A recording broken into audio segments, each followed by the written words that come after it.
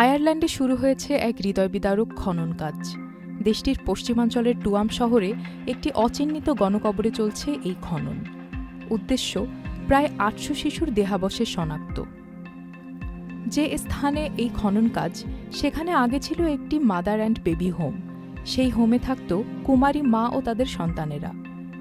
১৯২৫ থেকে ১৯৬১ সাল পর্যন্ত পরিচালিত হয়েছে কুমারী মায়েদের এই হোমটি, যেখানে এমন নারীদের রাখা হতো যারা বিবাহের বাইরে গর্ভবতী হয়েছিলেন এবং পরিবার ও সমাজ থেকে প্রত্যাখ্যাত হয়েছিলেন। হোমটি পরিচালনা করত ক্যাথলিক চার্চের বোন সেকোর্স অর্ডারের নানরা। ধারণা করা হয় গণকবরে পাওয়া দেহাবশেষগুলো ছিল ওই কুমারী মায়েদেরই সন্তানদের। কিভাবে বিশ্ববাসীর সামনে এলো এই মর্মান্তিক ঘটনা?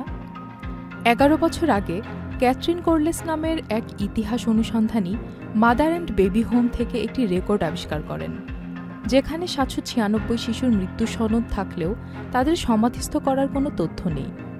পরবর্তীতে সন্দেহের ভিত্তিতে ২০১৭ সালে পরীক্ষামূলক খনন শেষে তদন্তকারীরা মাদার অ্যান্ড বেবি হোমের পরিত্যক্ত একটি পয়ঃনিষ্কাশন ট্যাঙ্কের নিচে একাধিক কক্ষের মধ্যে বিপুল পরিমাণে মানব দেহাবশেষ এবং শিশুদের জুতা ও ন্যাপি পিন খুঁজে পান।